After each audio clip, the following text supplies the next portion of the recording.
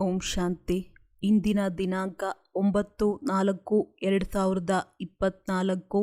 ಪ್ರಾರ್ಥ ಮುರುಳಿ ಬಾಪ್ತಾದ ಮಧುಬನ. ಮಧುರ ಮಕ್ಕಳೇ, ಈಗ ಎಲ್ಲ ಕಡೆಯಿಂದ ನಿಮ್ಮ ಮೋಹದ ದಾರಗಳು ಕತ್ತರಿಸಬೇಕು, ಏಕೆಂದರೆ ಮನೆಗೆ ಹೋಗಬೇಕಾಗಿದೆ. ಬ್ರಾಹ್ಮಣ ಕುಲದ ಹೆಸರನ್ನು ಕೆಡಿಸುವಂತಹ ಯಾವುದೇ ವಿಕರ್ಮವಾಗಬಾರದು. ಪ್ರಶ್ನೆ: ತಂದೆಯು ಎಂತಹ ಮಕ್ಕಳನ್ನು ನೋಡಿ ಬಹಳ ಹರ್ಷಿತರಾಗುತ್ತಾರೆ? ಯಾವ ಮಕ್ಕಳು ತಂದೆಯ ಕಣ್ಣುಗಳಲ್ಲಿ ಸಮಾವೇಶವಾಗಿರುತ್ತಾರೆ? ಉತ್ತರ: ಯಾವ ಮಕ್ಕಳು ಅನೇಕರನ್ನು ಸುಖದಾಯಿಗಳನ್ನಾಗಿ ಮಾಡುತ್ತಾರೆ, ಸೇವಾದಾರಿಗಳಾಗಿದ್ದಾರೆ, ಅಂಥವರನ್ನು ನೋಡಿ ತಂದೆಯು ಹರ್ಷಿತರಾಗುತ್ತಾರೆ. ಒಬ್ಬ ತಂದೆಯೊಂದಿಗೆ ಮಾತನಾಡುತ್ತೇನೆ, ಒಬ್ಬ ತಂದೆಯೊಂದಿಗೆ ಕೇಳುತ್ತೇನೆ ಎಂದು ಯಾವ ಮಕ್ಕಳ ಬುದ್ಧಿಯಲ್ಲಿ ಇರುತ್ತದೆಯೋ ಅವರು ತಂದೆಯ ನಯನಗಳಲ್ಲಿ ಸಮಾವೇಶವಾಗಿರುತ್ತಾರೆ. ತಂದೆಯು ತಿಳಿಸುತ್ತಾರೆ, ನನ್ನ ಸರ್ವೀಸ್ ಮಾಡುವ ಮಕ್ಕಳೇ ನನಗೆ ಅತಿ ಪ್ರಿಯರು. ಅಂತಹ ಮಕ್ಕಳನ್ನು ನಾನು ನೆನಪು ಮಾಡುತ್ತೇನೆ. ಓಂ ಶಾಂತಿ. ಮಧುರಾತಿ ಮಧುರ ಆತ್ಮಿಕ ಮಕ್ಕಳಿಗೆ ಇದು ತಿಳಿದಿದೆ. ನಾವು ತಂದೆಯ ಸನ್ಮುಖದಲ್ಲಿ ಕುಳಿತಿದ್ದೇವೆ. ಆ ತಂದೆಯು ಶಿಕ್ಷಕನ ರೂಪದಲ್ಲಿ ಓದಿಸುವವರೂ ಆಗಿದ್ದಾರೆ. ಅದೇ ತಂದೆ ಪತಿತ ಪಾವನ ಸದ್ಗತಿದಾತನೂ ಸಹ ಆಗಿದ್ದಾರೆ. ಜೊತೆಯಲ್ಲಿ ಕರೆದುಕೊಂಡು ಹೋಗುವವರಾಗಿದ್ದಾರೆ ಮತ್ತು ಬಹಳ ಸಹಜವಾದ ಮಾರ್ಗವನ್ನು ತಿಳಿಸುತ್ತಾರೆ. ಪತಿತರಿಂದ ಪಾವನರಾಗಲು ಯಾವುದೇ ಕಷ್ಟವನ್ನು ಕೊಡುವುದಿಲ್ಲ. ಎಲ್ಲಿಗಾದರೂ ಹೋಗಿ ನಡೆಯುತ್ತಾ ತಿರುಗಾಡುತ್ತಾ ವಿದೇಶಕ್ಕೆ ಹೋಗುತ್ತಿರುವಾಗಲೂ ಕೇವಲ ತಮ್ಮನ್ನು ಆತ್ಮ ಎಂದು ತಿಳಿಯಿರಿ. ಆ ರೀತಿಯಂತೂ ತಿಳಿಯುತ್ತಾರೆ. ಆದರೂ ಸಹ ತಮ್ಮನ್ನು ಆತ್ಮ ಎಂದು ನಿಶ್ಚಯ ಮಾಡಿಕೊಳ್ಳಿ ಎಂದು ತಂದೆಯು ತಿಳಿಸುತ್ತಾರೆ. ದೇಹದ ಅಭಿಮಾನವನ್ನು ಬಿಟ್ಟು ಆತ್ಮ ಅಭಿಮಾನಿ ಆಗಿ. ನಾವು ಆತ್ಮಗಳು ಪಾತ್ರವನ್ನು ಅಭಿನಯಿಸಲು ಶರೀರವನ್ನು ತೆಗೆದುಕೊಳ್ಳುತ್ತೇವೆ. ಒಂದು ಶರೀರದಿಂದ ಪಾತ್ರವನ್ನು ಅಭಿನಯಿಸಿ ನಂತರ ಇನ್ನೊಂದು ಶರೀರವನ್ನು ತೆಗೆದುಕೊಳ್ಳುತ್ತೇವೆ. ಇದರಲ್ಲಿ ಕೆಲವರ ಪಾತ್ರ 100 ವರ್ಷ, ಕೆಲವರದ್ದು 80 ವರ್ಷ, ಕೆಲವರದ್ದು 2 ವರ್ಷ, ಇನ್ನು ಕೆಲವರದ್ದು 6 ತಿಂಗಳ ಪಾತ್ರವಿದೆ. ಕೆಲವರಂತೂ ಜನಿಸುತ್ತಿದ್ದಂತೆಯೇ ಸಮಾಪ್ತಿ ಆಗಿಬಿಡುತ್ತಾರೆ. ಕೆಲವರು ಜನ್ಮ ಪಡೆಯುವುದಕ್ಕೆ ಮೊದಲೇ ಗರ್ಭದಲ್ಲಿಯೇ ಸಮಾಪ್ತಿಯಾಗುತ್ತಾರೆ. ಇಲ್ಲಿನ ಪುನರ್ಜನ್ಮ ಮತ್ತು ಸತ್ಯಯುಗದ ಪುನರ್ಜನ್ಮದಲ್ಲಿ ರಾತ್ರಿ ಹಗಲಿನ ಅಂತರವಿದೆ. ಇಲ್ಲಿ ಗರ್ಭದಿಂದ ಜನ್ಮ ಪಡೆಯುತ್ತಾರೆ ಅಂದಾಗ ಇದಕ್ಕೆ ಗರ್ಭ ಜೈಲು ಎಂದು ಕರೆಯಲಾಗುತ್ತದೆ. ಸತ್ಯಯುಗದಲ್ಲಿ ಗರ್ಭ ಜೈಲು ಇರುವುದಿಲ್ಲ. ಅಲ್ಲಿ ವಿಕರ್ಮಗಳಾಗುವುದೇ ಇಲ್ಲ. ರಾವಣ ರಾಜ್ಯವೇ ಇರುವುದಿಲ್ಲ. ತಂದೆಯು ಈ ಎಲ್ಲ ಮಾತುಗಳನ್ನು ತಿಳಿಸುತ್ತಾರೆ. ಬೇಹದ್ದಿನ ತಂದೆಯು ಕುಳಿತು ಈ ಶರೀರದ ಮೂಲಕ ತಿಳಿಸುತ್ತಾರೆ. ಈ ಶರೀರದ ಆತ್ಮವು ಕೇಳುತ್ತದೆ. ತಿಳಿಸುವವರು ಜ್ಞಾನಸಾಗರ ತಂದೆ ಆಗಿದ್ದಾರೆ. ಅವರಿಗೆ ತಮ್ಮ ಶರೀರವಿಲ್ಲ. ಅವರು ಸದಾ ಶಿವ ಎಂದೇ ಕರೆಸಿಕೊಳ್ಳುತ್ತಾರೆ. ಹೇಗೆ ಅವರು ಪುನರ್ಜನ್ಮ ರಹಿತನಾಗಿದ್ದಾರೆಯೋ ಹಾಗೆಯೇ ನಾಮರೂಪ ತೆಗೆದುಕೊಳ್ಳುವುದರಿಂದಲೂ ರಹಿತನಾಗಿದ್ದಾರೆ. ಅವರಿಗೆ ಸದಾಶಿವ ಎಂದು ಹೇಳಲಾಗುತ್ತದೆ. ಸದಾ ಕಾಲಕ್ಕಾಗಿ ಶಿವನೇ ಆಗಿದ್ದಾರೆ. ಕಲ್ಯಾಣಕಾರಿ. ಶರೀರದ ಯಾವುದೇ ಹೆಸರು ಬರುವುದಿಲ್ಲ. ಇವರಲ್ಲಿ ಪ್ರವೇಶ ಮಾಡಿದಾಗಲೂ ಇವರ ಶರೀರದ ಹೆಸರು ಅವರಿಗೆ ಬರುವುದಿಲ್ಲ. ನಿಮ್ಮದು ಇದು ಬೇಹದ್ದಿನ ಸನ್ಯಾಸವಾಗಿದೆ. ಅವರು ಹದ್ದಿನ ಸನ್ಯಾಸಿಗಳಾಗಿರುತ್ತಾರೆ. ಅವರ ಹೆಸರು ಬದಲಾಗುತ್ತದೆ. ನಿಮಗೂ ಸಹ ತಂದೆಯು ಎಷ್ಟು ಒಳ್ಳೊಳ್ಳೆಯ ಹೆಸರುಗಳನ್ನು ಇಟ್ಟಿದ್ದರು. ನಾಟಕದನುಸಾರ ಯಾರಿಗೆ ಹೆಸರಿಟ್ಟರೋ ಅವರು ಬಿಟ್ಟು ಹೋದರು. ನನ್ನವರಾಗಿದ್ದಾರೆಂದ ಮೇಲೆ ಅವಶ್ಯವಾಗಿ ಸ್ಥಿರವಾಗಿರುತ್ತಾರೆ. ವಿಚ್ಛೇದನವನ್ನು ಕೊಡುವುದಿಲ್ಲ ಎಂದು ತಂದೆಯು ತಿಳಿದುಕೊಂಡರು. ಆದರೆ ವಿಚ್ಛೇದನ ಕೊಟ್ಟು ಬಿಟ್ಟರು. ಅಂದ ಮೇಲೆ ಹೆಸರನ್ನು ಇಡುವುದರಿಂದ ಲಾಭವೇನು? ಸನ್ಯಾಸಿಗಳು ಹಿಂತಿರುಗಿ ಮನೆಗೆ ಬರುತ್ತಾರೆಂದರೆ ಮತ್ತೆ ಹಳೆಯ ಹೆಸರೇ ನಡೆಯುತ್ತದೆ. ಮನೆಗೆ ಹಿಂತಿರುಗುತ್ತಾರಲ್ಲವೇ? ಸನ್ಯಾಸ ಮಾಡುತ್ತಾರೆಂದರೆ ಅವರಿಗೆ ಮಿತ್ರ ಸಂಬಂಧಿಗಳ ನೆನಪು ಇರುವುದಿಲ್ಲವೆಂದಲ್ಲ. ಕೆಲವರಿಗಂತೂ ಎಲ್ಲ ಮಿತ್ರ ಸಂಬಂಧಿಗಳು ನೆನಪು ಬರುತ್ತಿರುತ್ತಾರೆ. ಮೋಹದಲ್ಲಿ ಸಿಲುಕಿ ಸಾಯುತ್ತಿರುತ್ತಾರೆ. ಮೋಹದ ಎಳೆಗಳಿರುತ್ತವೆ. ಕೆಲವರಿಗಂತೂ ಬಹುಬೇಗನೆ ಸಂಬಂಧ ಕತ್ತರಿಸಲ್ಪಡುತ್ತವೆ. ಬಿಡುವುದಂತೂ ಬಿಡಲೇಬೇಕು. ತಂದೆಯು ತಿಳಿಸಿದ್ದಾರೆ, ಈಗ ಹಿಂತಿರುಗಿ ಹೋಗಬೇಕಾಗಿದೆ. ಸ್ವಯಂ ತಂದೆಯೇ ಕುಳಿತು ತಿಳಿಸುತ್ತಾರೆ. ಮುಂಜಾನೆಯೂ ಸಹ ಬಾಬಾರವರು ತಿಳಿಸುತ್ತಿದ್ದರಲ್ಲವೇ? ನೋಡಿ ನೋಡಿ ಮನಸ್ಸಿನಲ್ಲಿ ಸುಖದ ಅನುಭವವಾಗುತ್ತದೆ. ಏಕೆ? ಕಣ್ಣುಗಳಲ್ಲಿ ಮಕ್ಕಳೇ ಸಮಾವೇಶವಾಗಿದ್ದಾರೆ. ಆತ್ಮಗಳು ಕಣ್ಮಣಿಗಳಾಗಿದ್ದಾರಲ್ಲವೇ? ತಂದೆಯೂ ಸಹ ಮಕ್ಕಳನ್ನು ನೋಡಿ ನೋಡಿ ಖುಷಿ ಪಡುತ್ತಾರೆ. ಕೆಲವರಂತೂ ಬಹಳ ಒಳ್ಳೆಯ ಮಕ್ಕಳಿದ್ದಾರೆ. ಸೇವಾ ಕೇಂದ್ರವನ್ನು ಸಂಭಾಲನೆ ಮಾಡುತ್ತಾರೆ. ಮತ್ತು ಇನ್ನು ಕೆಲವರು ಬ್ರಾಹ್ಮಣರಾಗಿ ಪುನಃ ವಿಕಾರದಲ್ಲಿ ಹೊರಟು ಹೋಗುತ್ತಾರೆಂದರೆ ಅವರು ಅವಿಧೇಯರಾಗುತ್ತಾರೆ. ಆದ್ದರಿಂದ ತಂದೆಯೂ ಸಹ ಸೇವಾದಾರಿ ಮಕ್ಕಳನ್ನು ನೋಡಿ ನೋಡಿ ಹರ್ಷಿತರಾಗುತ್ತಾರೆ. ಬೇಅದ್ದಿನ ತಂದೆಯು ತಿಳಿಸುತ್ತಾರೆ, ಇವರಂತೂ ಕುಲಕಳಂಕಿತರಾದರೂ ಬ್ರಾಹ್ಮಣ ಕುಲದ ಹೆಸರನ್ನೇ ಕೆಡಿಸುತ್ತಾರೆ. ಆದ್ದರಿಂದಲೇ ಮಕ್ಕಳಿಗೆ ತಿಳಿಸುತ್ತಿರುತ್ತಾರೆ, ಯಾರದೇ ನಾಮರೂಪದಲ್ಲಿ ಸಿಲುಕಬೇಡಿ. ಅಂಥವರಿಗೂ ಸಹ ಸೆಮಿ ಕುಲಕಳಂಕಿತರು ಎಂದು ಹೇಳಲಾಗುತ್ತದೆ. ಸೆಮಿ ಕುಲಕಳಂಕಿತರಿಂದ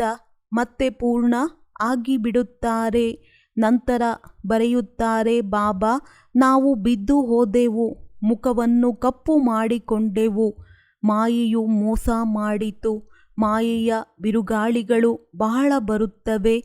ತಂದೆಯು ತಿಳಿಸುತ್ತಾರೆ, ಮಕ್ಕಳೇ, ಕಾಮವಿಕಾರವನ್ನು ನಡೆಸುವುದೂ ಸಹ ಪರಸ್ಪರ ದುಃಖ ಕೊಟ್ಟಂತೆ. ಆದ್ದರಿಂದ ಪ್ರತಿಜ್ಞೆ ಮಾಡಿಸುತ್ತಾರೆ. ರಕ್ತದಿಂದಲೂ ಸಹ ದೊಡ್ಡ ಪತ್ರವನ್ನು ಬರೆದುಕೊಡುತ್ತಾರೆ. ಆದರೆ ಬರೆದುಕೊಟ್ಟವರು ಈ ದಿನ ಇಲ್ಲ. ಆದ್ದರಿಂದ ತಂದೆಯು ಹೇಳುತ್ತಾರೆ, ಅವೋ ಮಾಯೆ, ನೀನು ಎಷ್ಟು ಬಲಶಾಲಿಯಾಗಿದ್ದೀರಿ. ಯಾರು ರಕ್ತದಿಂದ ಬರೆದುಕೊಟ್ಟರೋ ಅಂಥವರನ್ನು ಸಹ ನೀನು ತಿಂದು ಬಿಡುತ್ತೀರಿ. ಹೇಗೆ ತಂದೆಯು ಸಮರ್ಥವಾಗಿದ್ದಾರೆಯೋ ಹಾಗೆಯೇ ಮಾಯೆಯೂ ಸಹ ಸಮರ್ಥವಾಗಿದೆ. ಅರ್ಧಕಲ್ಪ ತಂದೆಯ ಸಮರ್ಥ ಆಸ್ತಿ ಸಿಗುತ್ತದೆ. ಇನ್ನರ್ಧ ಕಲ್ಪದ ನಂತರ ಮಾಯೆ ಆ ಸಮರ್ಥತೆಯನ್ನು ಕಳೆದು ಬಿಡುತ್ತದೆ. ಇದು ಭಾರತದ ಮಾತಾಗಿದೆ. ದೇವಿ ದೇವತಾ ಧರ್ಮದವರು ಸಾಹುಕಾರರಿಂದ ದಿವಾಳಿಯಾಗುತ್ತಾರೆ.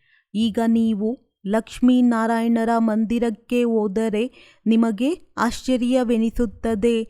ನಾವೇ ಈ ಮನೆತನದವರಾಗಿದ್ದೆವು, ಈಗ ನಾವೇ ಓದುತ್ತಿದ್ದೇವೆ. ಇವರ ಆತ್ಮವೂ ಸಹ ತಂದೆಯಿಂದ ಓದುತ್ತದೆ. ಮೊದಲಂತೂ ಎಲ್ಲಿ ಹೋದರೆ ಅಲ್ಲಿ ನೀವು ಸಹ ತಲೆಬಾಗುತ್ತಿದ್ದೀರಿ. ಈಗ ಜ್ಞಾನವಿದೆ. ಪ್ರತಿಯೊಬ್ಬರ ಪೂರ್ಣ 84 ಜನ್ಮಗಳ ಕಥೆಯನ್ನು ನೀವು ತಿಳಿದುಕೊಂಡಿದ್ದೀರಿ. ಪ್ರತಿಯೊಬ್ಬರೂ ತಮ್ಮ ಪಾತ್ರವನ್ನು ಅಭಿನಯಿಸುತ್ತಾರೆ.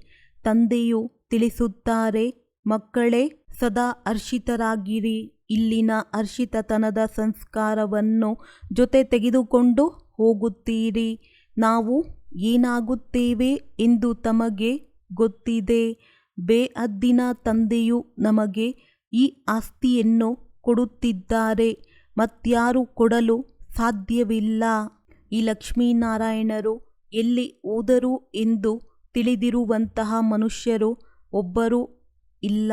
ಎಲ್ಲಿಂದ ಬಂದಿದ್ದಾರೋ ಅಲ್ಲಿಗೆ ಹೊರಟು ಹೋಗುತ್ತಾರೆಂದು ತಿಳಿಯುತ್ತಾರೆ. ಆದ್ದರಿಂದ ತಂದೆಯು ಈಗ ತಿಳಿಸುತ್ತಾರೆ, ಮಕ್ಕಳೇ, ಬುದ್ಧಿಯಿಂದ ನಿರ್ಣಯ ತೆಗೆದುಕೊಳ್ಳಿ. ಭಕ್ತಿ ಮಾರ್ಗದಲ್ಲಿಯೂ ಸಹ ನೀವು ವೇದಶಾಸ್ತ್ರಗಳನ್ನು ಓದುತ್ತೀರಿ. ಈಗ ನಾನು ನಿಮಗೆ ಜ್ಞಾನವನ್ನು ತಿಳಿಸುತ್ತೇನೆ. ಭಕ್ತಿ ಸರಿಯೋ ಅಥವಾ ನಾವು ಸರಿಯಾಗಿದ್ದೇವೆಯೋ ನೀವು ನಿರ್ಣಯ ಮಾಡಿ. ತಂದೆಯು ಸತ್ಯವಾಗಿದ್ದಾರೆ, ರಾವಣನು ಅಸತ್ಯವಾಗಿದ್ದಾನೆ. ಪ್ರತಿ ಮಾತಿನಲ್ಲಿ ಅಸತ್ಯವನ್ನು ಹೇಳುತ್ತಾರೆ. ನೀವು ತಿಳಿಯುತ್ತೀರಿ, ಮೊದಲು ನಾವೆಲ್ಲರೂ ಅಸತ್ಯವನ್ನೇ ಹೇಳುತ್ತಿದ್ದೆವು. ದಾನ ಪುಣ್ಯ ಇತ್ಯಾದಿಗಳನ್ನು ಮಾಡುತ್ತಿದ್ದರೂ ಸಹ ಏಣಿಯನ್ನು ಕೆಳಗೆ ಇಳಿಯುತ್ತಾರೆ. ನೀವು ಆತ್ಮಗಳಿಗೆ ದಾನ ಪುಣ್ಯವನ್ನು ನೀಡುತ್ತೀರಿ. ಪಾಪಾತ್ಮರು ಪಾಪಾತ್ಮರಿಗೆ ಕೊಡುತ್ತಾರೆ.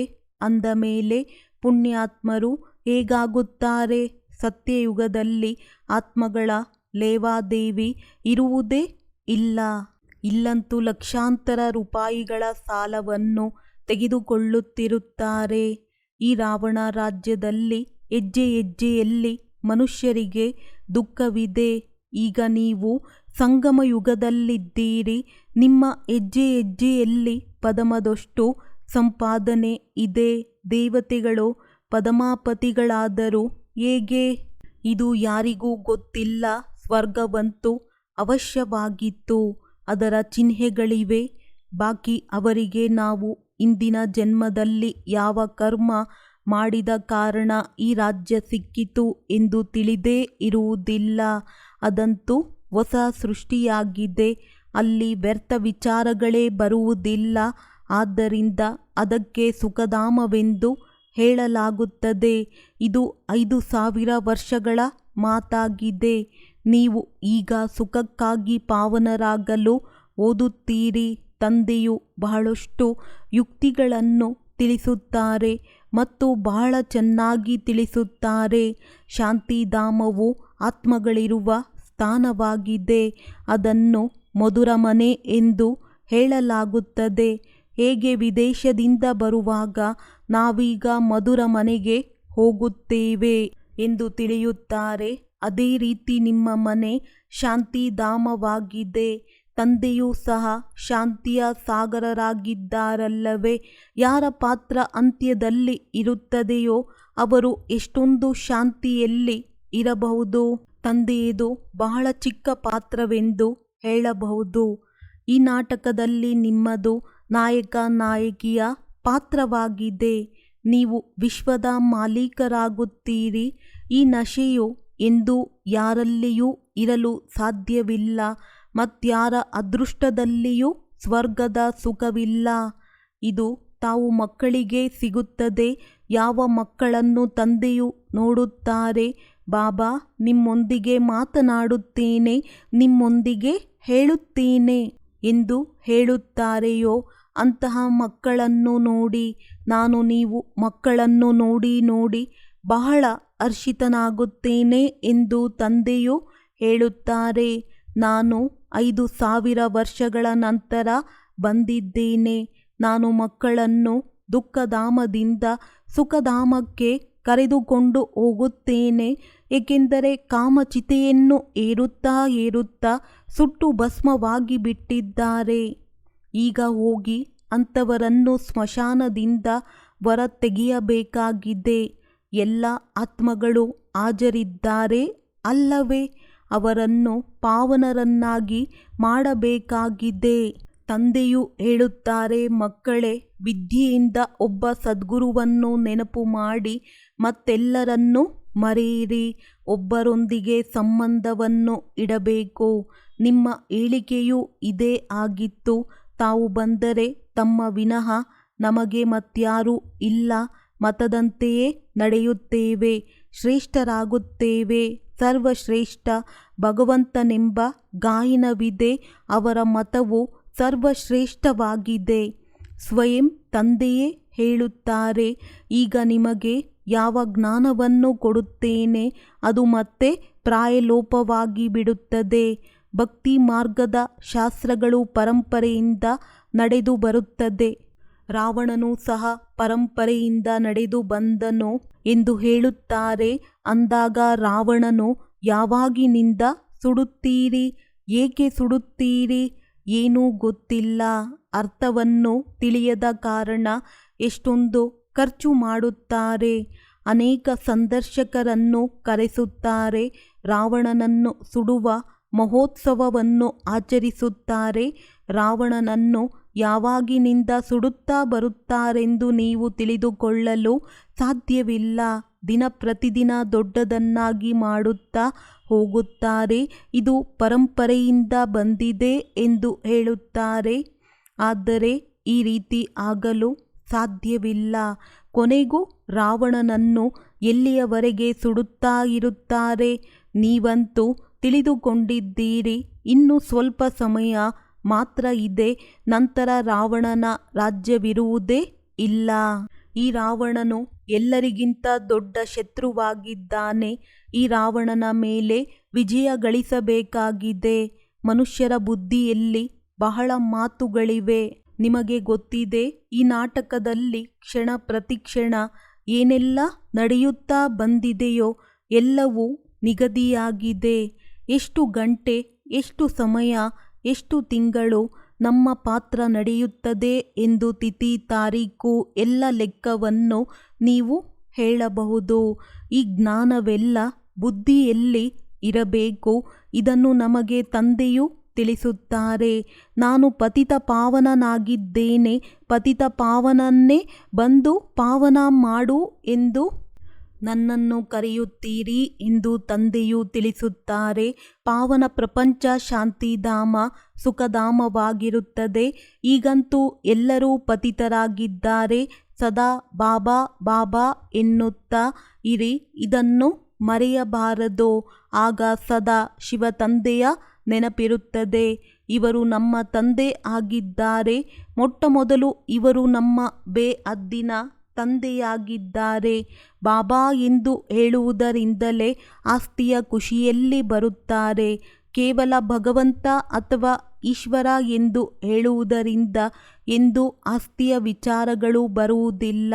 ಬೇಅದ್ದಿನ ತಂದೆಯು ಬ್ರಹ್ಮರವರ ಮೂಲಕ ತಿಳಿಸುತ್ತಾರೆ ಎಂದು ಎಲ್ಲರಿಗೆ ತಿಳಿಸಿ. ಇವರು ಭಗವಂತನ ರಥವಾಗಿದ್ದಾರೆ. ಇವರ ಮೂಲಕ ನಾನು ನೀವು ಮಕ್ಕಳನ್ನು ಈ ರೀತಿ ಮಾಡುತ್ತೇನೆ ಎಂದು ತಿಳಿಸುತ್ತಾರೆ. ಈ ಬ್ಯಾಡ್ಜಿನಲ್ಲಿ ಪೂರ್ಣ ಜ್ಞಾನವು ತುಂಬಿದೆ. ಅಂತಿಮದಲ್ಲಿ ನಿಮಗೆ ಶಾಂತಿಧಾಮ ಸುಖಧಾಮವೇ ನೆನಪು ಇರುತ್ತದೆ. ದುಃಖಧಾಮವನ್ನಂತೂ ಮರೆಯುತ್ತಾ ಹೋಗುತ್ತೀರಿ. ನಂಬರ್ ವಾರಾಗಿ ಎಲ್ಲರೂ ತಮ್ಮ ತಮ್ಮ ಸಮಯದಲ್ಲಿ ಬರುತ್ತಾರೆ ಎಂದೂ ಸಹ ತಿಳಿದಿದೆ. ಇಸ್ಲಾಮಿ, ಬೌದ್ಧಿ, ಕ್ರಿಶ್ಚಿಯನ್ ಅನೇಕರಿದ್ದಾರೆ. ಅನೇಕ ಭಾಷೆಗಳಿವೆ. ಮೊದಲು ಒಂದು ಧರ್ಮವಿತ್ತು, ಮತ್ತೆ ಅದರ ನಂತರ ಎಷ್ಟೊಂದು ಧರ್ಮಗಳು ಸ್ಥಾಪನೆ ಆಗಿವೆ. ಅನೇಕ ಭಾಷೆಗಳಾಗಿವೆ. ಮೊದಲು ಒಂದು ಧರ್ಮವಿತ್ತು, ಮತ್ತೆ ಅದರ ನಂತರ ಎಷ್ಟೊಂದು ಧರ್ಮಗಳು ಸ್ಥಾಪನೆ ಆಗಿವೆ. ಎಷ್ಟು ಯುದ್ಧಗಳಾಗಿವೆ. ಎಲ್ಲರೂ ಒಡೆದಾಡುತ್ತಾರೆ. ಏಕೆಂದರೆ ನಿರ್ಧನಿಕರಾಗಿ ಬಿಡುತ್ತಾರಲ್ಲವೇ. ನಾನು ನಿಮಗೆ ಯಾವ ರಾಜ್ಯವನ್ನು ಕೊಡುತ್ತೇನೋ ಅದನ್ನು ಯಾರೂ ಕಸಿದುಕೊಳ್ಳಲು ಸಾಧ್ಯವಿಲ್ಲ.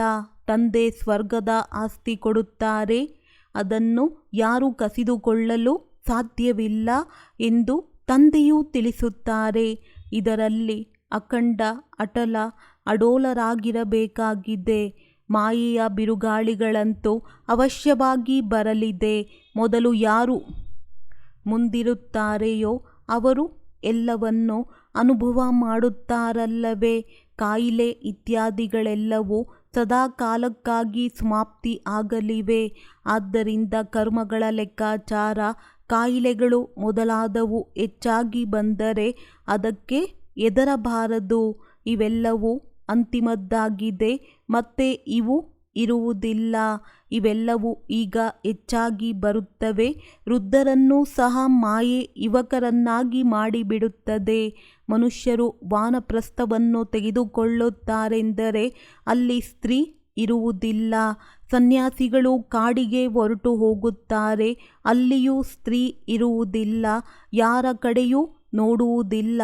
ಭಿಕ್ಷೆಯನ್ನು ಪಡೆದು ಹೊರಟು ಹೋಗುತ್ತಾರೆ. ಮೊದಲೆಲ್ಲ ಸ್ತ್ರೀಯರ ಕಡೆ ನೋಡುತ್ತಲೂ ಇರಲಿಲ್ಲ. ನೋಡಿದರೆ ಅವಶ್ಯವಾಗಿ ಬುದ್ಧಿಯು ಹೋಗುವುದೆಂದು ತಿಳಿಯುತ್ತಾರೆ. ಸಹೋದರ ಸಹೋದರಿಯರ ಸಂಬಂಧದಲ್ಲಿಯೂ ಬುದ್ಧಿ ಹೋಗುತ್ತದೆ. ಆದ್ದರಿಂದ ತಂದೆ ಹೇಳುತ್ತಾರೆ, ಸಹೋದರ ಸಹೋದರ ಎಂದು ನೋಡಿ. ಶರೀರದ ಹೆಸರು ಇಲ್ಲ. ಇದು ಅತಿ ಉನ್ನತ ಗುರಿಯಾಗಿದೆ. ಒಮ್ಮೆಗೆ ಶಿಖರದ ಮೇಲೆ ಹೋಗಬೇಕಾಗಿದೆ.